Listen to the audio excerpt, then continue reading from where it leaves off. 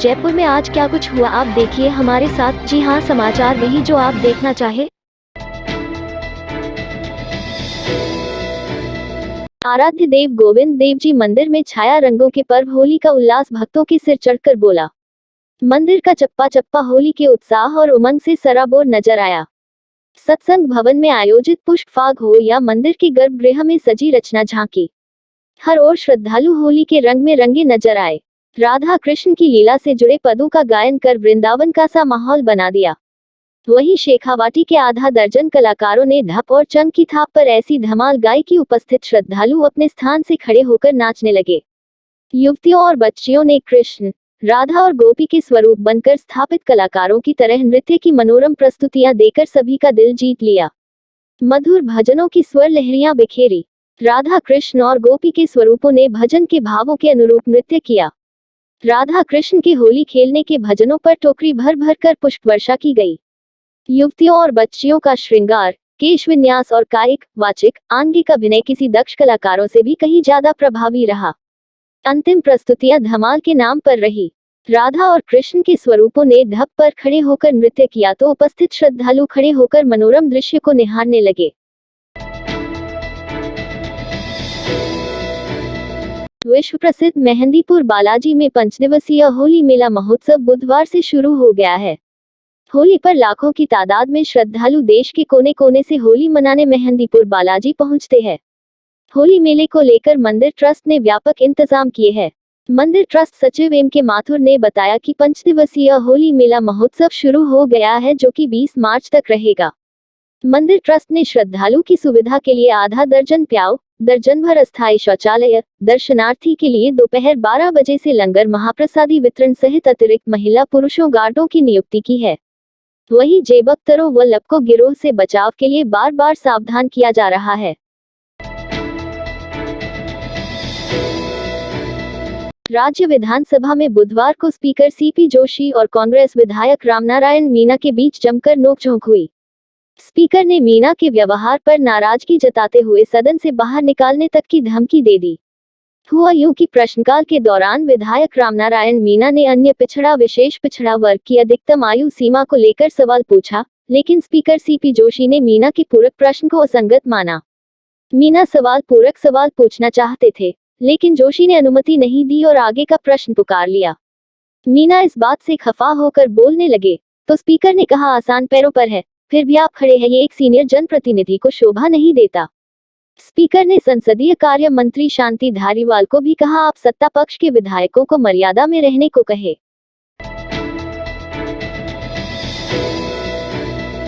विधानसभा में प्रश्नकाल के दौरान सरकार के ज्यादातर मंत्री सदन में घिरते नजर आए।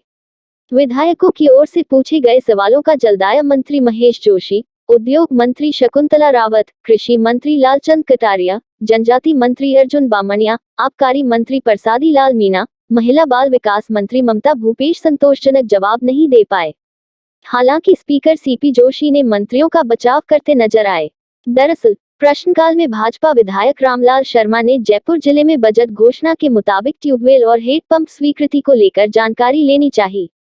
वहीं विधायक सुरेश टांक ने किशनगढ़ विधानसभा क्षेत्र के विद्यालय, आंगनबाड़ी केंद्रों और स्वास्थ्य केंद्रों पर पेयजल कनेक्शन को लेकर सवाल उठाया, लेकिन जलदाय मंत्री महेश जोशी दोनों ही सवालों का जवाब नहीं दे पाए। इससे विधायक असंतुष्ट नजर आए। उपनेता प्रतिपक्ष राजेंद्र राठौड़ ने ग्रेटर भिवाड़ी इंडस्ट्रियल टाउनशिप बनाने की योजनाओं को लेकर सवाल पूछते हुए कहा कि योजना के लिए भौगोलिक क्षेत्र ही तय नहीं हुआ, लेकिन निजी खातेदारों को मुआवजा का वितरण कर दिया गया। सवाल में हस्तक्षेप करते हुए नेता प्रतिपक्ष गुलाब चंद कटारिया ने कहा कि बिना क्षेत्र का निर्धारण हुए मुआवजा कैसे दिया जा सकता है। जवाब में उद्योग मंत्री शकुंतला रावत ने कहा कि रीको की ओर से योजना को अमलीजामा पहनाया जा रहा है, इसलिए प्रभावितों को मुआवजा दिया जा रहा है। रावत का सवाल से संबंधित जवाब नहीं आने पर स्पीकर सीपी जोशी ने कहा कि इस सवाल को नए सिरे से लाया जाए। विधायक रूपाराम ने मकराना विधानसभा क्षेत्र में आंगनबाड़ी केंद्रों पर पोषाहार वितरण से जुड़ा मामला उठाते हुए कहा कि क्षेत्र में प्राइवेट ठेकेदार की तरफ से पोषाहार वितरण में घोटाला किया जा रहा है। सवाल के जवाब में महिला विकास मंत्री ममता भूपेश ने कहा कि पोषाहार वितरण का सरकारी एजेंसियों के जरिए ही आंगनबाड़ी केंद्रों पर पोषाहार का वितरण किया जाता है, निजी ठेकेदार की कोई जानकारी नहीं है। स्पीकर ने कहा कि विभाग की भी जिम्मेदारी होती है। इसका मंत्री संतोषजनक जवाब नहीं दे सकी।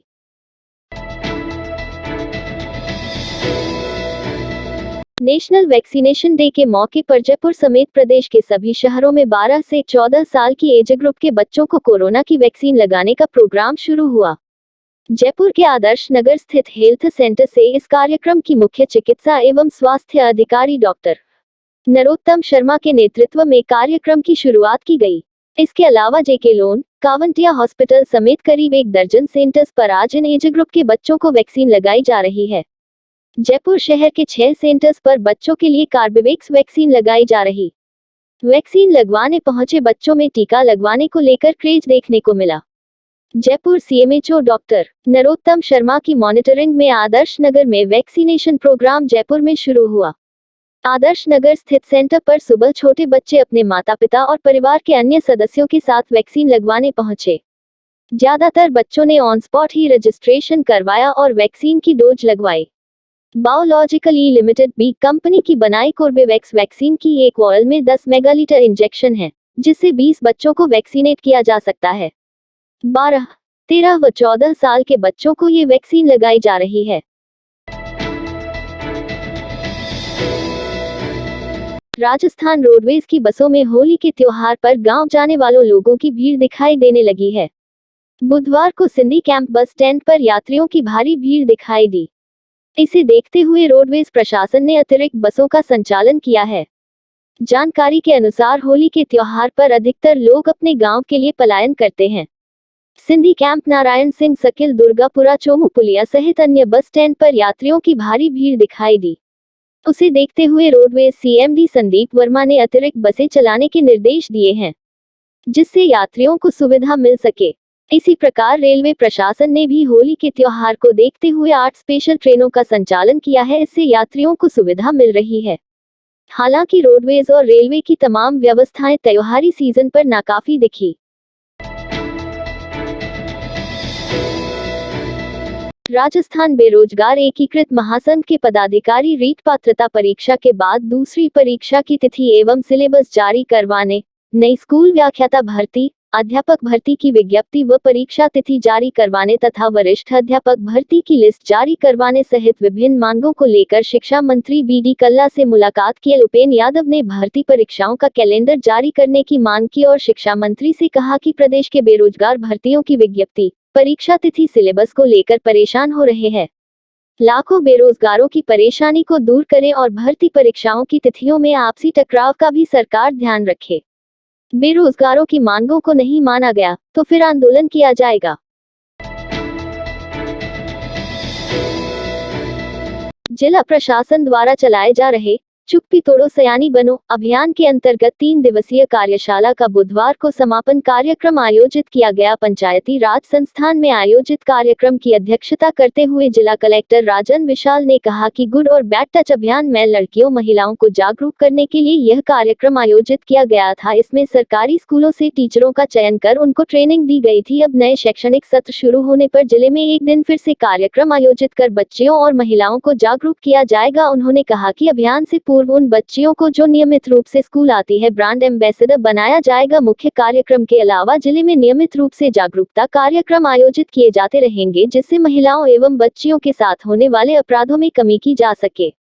कार्यक्रम में जिला प्रशासन एवं महिला अधिकारिता विभाग द्वारा जारी की गई बुकलेट का विमोचन भी किया गया। कृषि आयुक्त डॉक्टर ओम प्रकाश का गृह राज्य में 5 साल का डेपुटेशन समाप्त होने पर बुधवार को पंत कृषि भवन में समारोहपूर्वक विदाई दी गई। कृषि मंत्री लालचंद कटारिया एवं कृषि विभाग के प्रमुख शासन सचिव दिनेश कुमार ने डॉक्टर ओम प्रकाश को साफा पहनाकर एवं शॉल ओढ़ाकर अभिनंदन किया। इस अवसर पर मंत्री कटारिया ने कहा कि डॉक्टर ओम प्रकाश ने कृषि आयुक्त के रूप में करीब 3.25 साल तक सराहनीय सेवाएं दी। इन्होंने पूरी मेहनत, लगन और ईमानदारी के साथ एक कर्मयोगी के रूप में कार्य करते हुए किसानों की मदद की।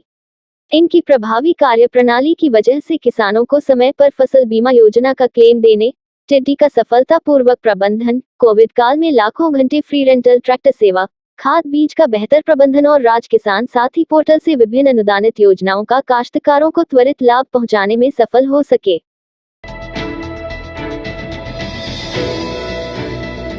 सीएलसी कोचिंग इंस्टीट्यूट सीकर की ओर से महाराणा प्रताप ऑडिटोरियम में डीटीएसई जिला स्तरीय प्रतिभा खोज परीक्षा का सम्मान समारोह आयोजित किया गया।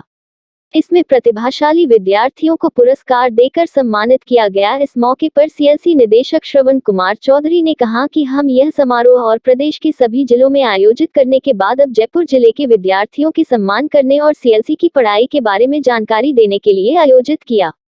उन्होंने कहा कि हम प्रतिभाओं की तलाश कर रहे हैं। गरीब व ग्रामीण क्षेत्रों के लोगों के बच्चों को डॉक्टर व इंजीनियर बनाने के लिए सीएलसी प्रदेश भर में यह कार्यक्रम कर रहा है।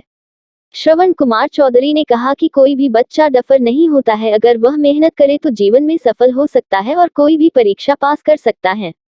उन्होंने कहा कि जीवन में सफलता के लिए बच्चों को पढ़ाई पर विशेष फोकस करना चाहिए और हार्ड वर्क करना होगा। समारोह में चौधरी ने बच्चों और अभिभावकों को जो कि समारोह में मौजूद थे मोटिवेशनल स्पीच दी और इंजीनियरिंग व मेडिकल एग्जाम के बारे में विस्तार से जानकारी दी। इस रात की सुबह नहीं होती जब तक हाथ में उसकी गर्माहट नहीं होती। चाय का प्याला अखबार साथ पुराना है, मिट्टी से जोड़ता है। खबरों की खुशबू से सारा घर महकता है। हर रंग में ढला कहानियों से किस्सों तक ले जाता है बेरोक टोक। देश के हर हिस्से तक ये हकीकत का आईना है, ख्वाबों को सच करके दिखाता है। दैनिक नवज्योति आपके लिए, आपके साथ।